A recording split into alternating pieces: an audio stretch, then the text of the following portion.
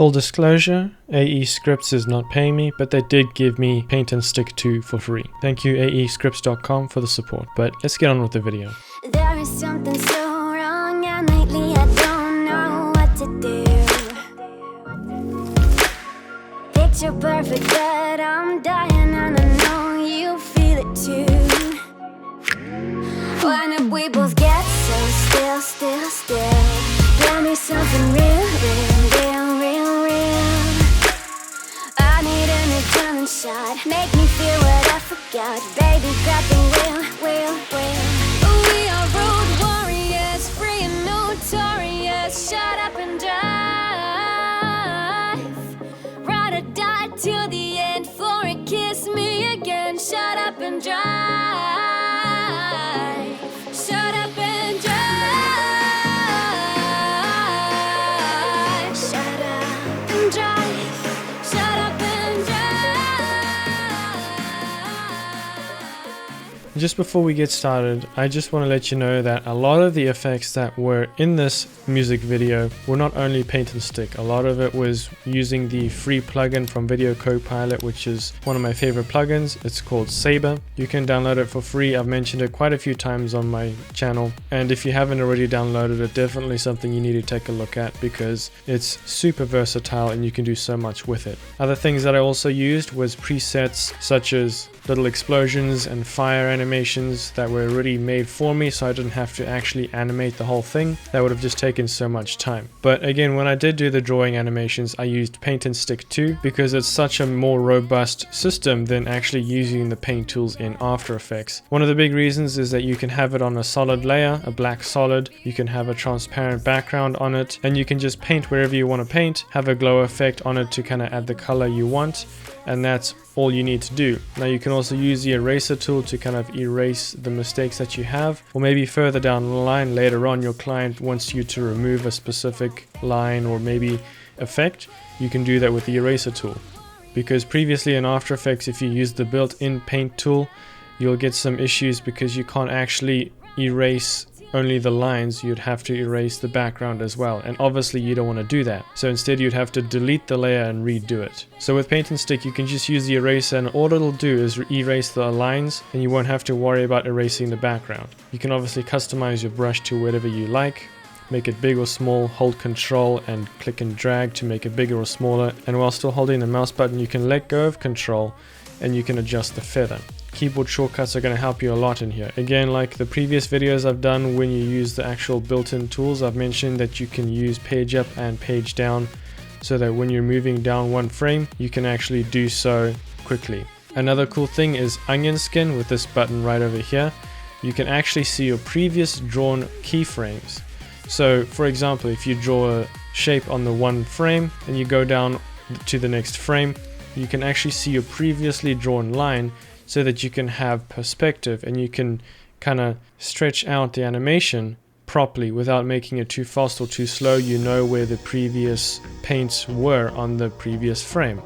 That way you don't have to keep using page up and page down to kind of see where your previous stroke was. And you can easily turn onion skin off later as well. Make sure you actually turn off onion skin before you render, because those will render in your final results. And then if you actually want to learn the whole process of doing frame by frame glowing animations, I have done 4 or 5 other tutorials on this topic, so you can go and search that. This is in the top right in the cards, you can check it out, also in the description. But I wanted to bring awareness to the Paint and Stick 2 plugin because it's extremely robust and versatile and very useful. It speeds up your workflow extremely and just makes it all very easy. Now there are a couple bugs that I've found. Maybe it's just because of the huge project that I had. This was a 2.5 minute project which took 20 hours of animation to complete the entire project, so I put a lot of hours into this plugin already. But I'm not sure if it was the huge project that I had going or if it was just the plugin itself. But once in a while, if I try and draw a shape with the paint tool, it would kind of not register as if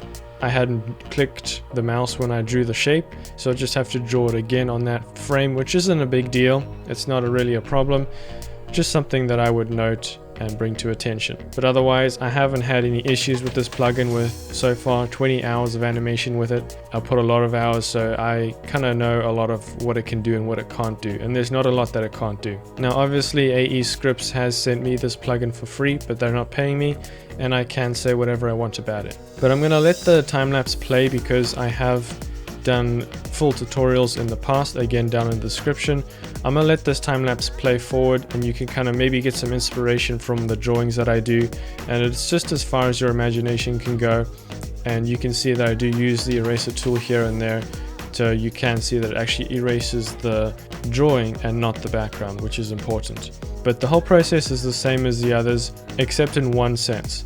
Instead of duplicating your background when you want to draw your shape layers in After Effects, what you can do with the Paint and Stick plugin is apply it to a black solid and simply draw on that. It'll automatically have paint on transparent, which is good. And then if you want to add your color, just add a glow effect, or you can actually draw with the colors of the paintbrush. You have your color options with the Paint and Stick swatches panel. It's very useful. You can just draw with a color, but I would recommend doing it in white because later you'll have the flexibility of changing the color with a simple click. Now you can see there's a lot of color in the animation that I'm doing here, but the final result ended up doing just white. That's just what the client wanted. And that was useful by having a glow effect on the Paint and Stick plugin because I didn't have to draw with the actual color. That made it useful so that I didn't have to delete the layer and reanimate it. I simply just took the glow off and it was back to white. That's one advantage to having painting in white in the beginning and adding the glow later, is you have flexibility. Now there is one other feature that you can use with Paint and Stick, and it's the stick side of things. So if you have CG or anything like that in After Effects, maybe you've imported a CG model with Element 3D or something, and you want to be able to retexture it or add a texture to it, and honestly some complicated stuff. And I haven't done a whole lot of it with this plugin just because I haven't had the time, and I also don't know how to do a lot of it. But you can use the stick side of Paint and Stick and use it on CG models, like aescripts.com shows you how to use that. So another feature which I'm not really going to dive into too much in this tutorial because it's a little bit beyond the scope of my knowledge and probably a lot of people who are watching this video anyways. But if you want to learn more about that, aescripts.com does have more information on that. But I'm going to let this time-lapse play. It might give you some inspiration, give you an idea of how my workflow was, and you can also see some of the inspiration that I was working from as well. And to be honest, it was a great project to work on. Really awesome to be working with RCA Records, and I hope you enjoy the rest of the video.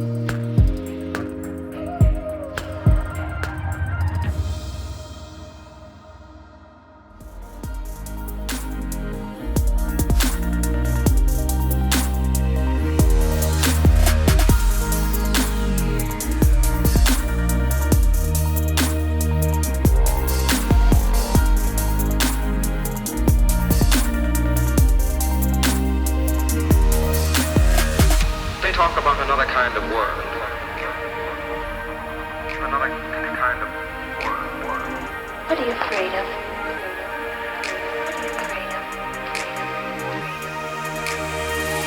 I'm lost in old ways. I'm not afraid. Just listen.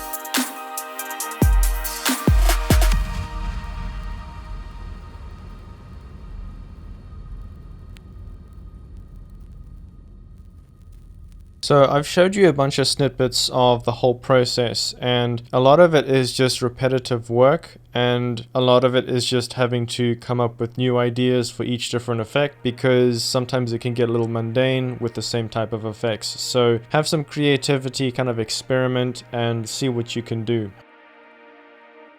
The whole process took about 20-25 hours of work, which is quite a lot for just this same repetitive stuff. So you'll obviously get really tired, so taking breaks is important. It also allows you to refresh your mind and come back ready to attack the project from another creative perspective.